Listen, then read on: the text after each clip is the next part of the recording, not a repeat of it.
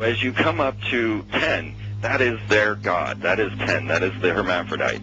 But if you stop at 9 and you skip to 11, skipping God, then you are a Luciferian. Because 11 is the number of the magician. It's the one step above. Once you have accomplished the tree of life, you are now the magician. You are one above 10. But they're doing it by skipping God. That's the symbolism of 9/11.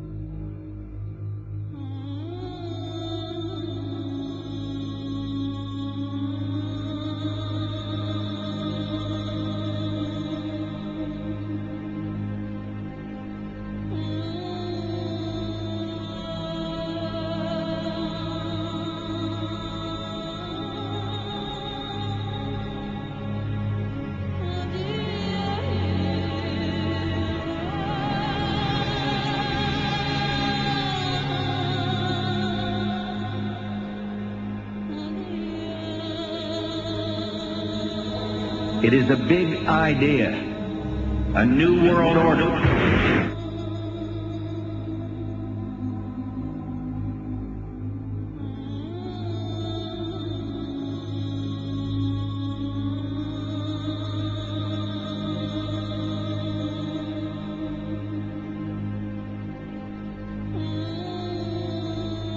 There's a lot of Simon. We were supposed to kill 2 birds with 1 stone. In Fight Club, Project Mayhem destroys a giant bronze spherical sculpture. This seems an obvious reference to the sphere at the World Trade Center complex. Trust me. Everything's gonna be fine. In a pivotal scene reminiscent of 9/11, we see the destruction of skyscrapers and the change of a skyline.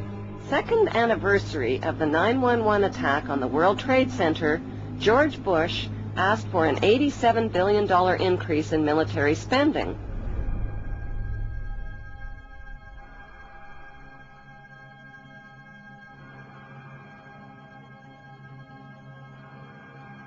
In 1904, Crowley would receive the Book of the Law soon after meditating in the King's Chamber of the Great Pyramid.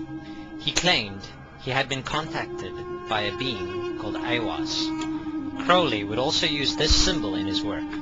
Some of its meanings are said to include a reference to the number 77 in Hebrew and a connection to the god Pan. Crowley made this drawing of a non-human intelligence he saw during a ritual.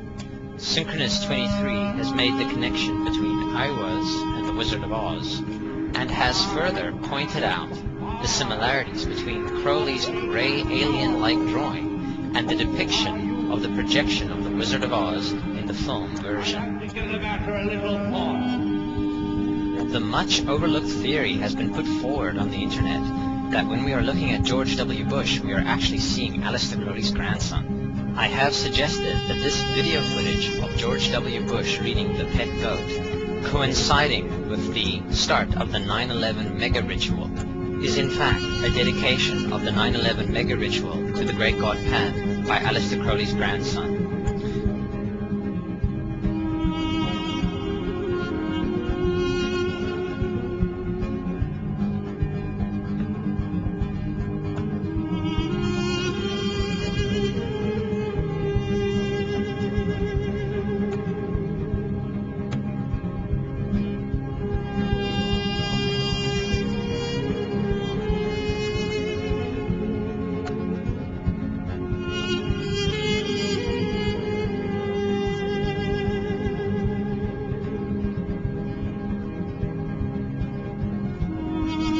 Things get a little weird.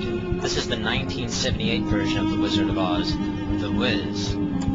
Again, we see the Emerald City connected to New York. On arriving at the end of the Yellow Brick Road, Dorothy and her companions go through the circular portal. Through the door, we see 3 pyramids. Behind the pyramid shape, in between the pyramid pillars of the World Trade Center, we see the sphere, the representation of the Kaaba.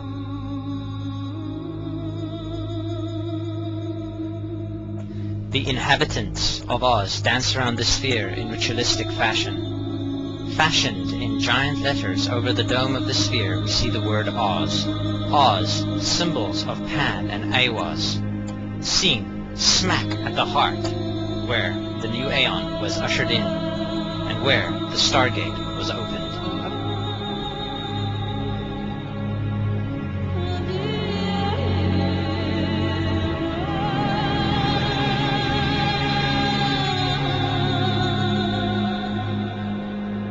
Between the Twin Towers is called the Spherical Caryatid. It was made by artist Fritz Koenig and was nicknamed the Sphere.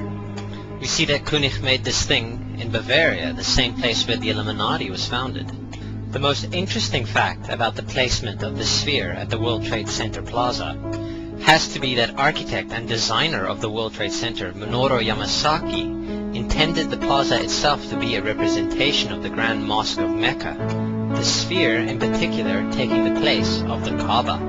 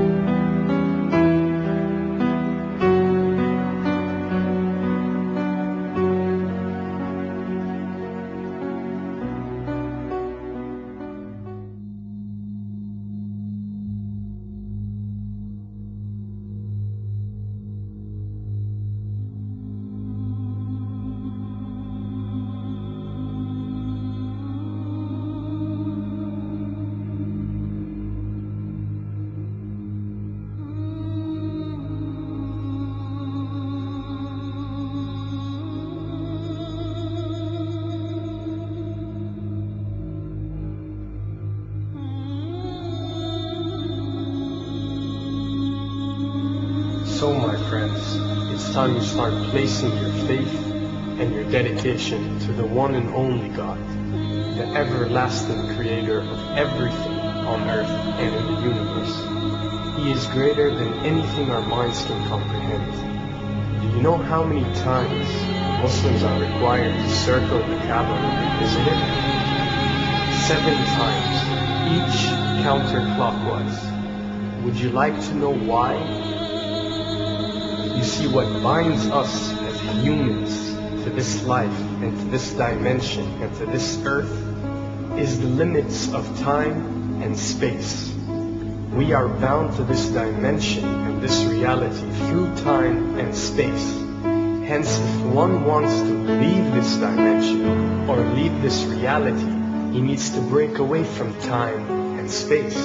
So when you visit the Kaaba and you rotate counterclockwise, what is this practice actually doing? It is literally helping you elevate your soul and elevating yourself to break away from time and space so you can touch something so unique and so beautiful and so powerful that it changes your life forever. And if you don't believe me, ask anyone who has visited the Kaaba how he or she felt or how their lives have changed ever since.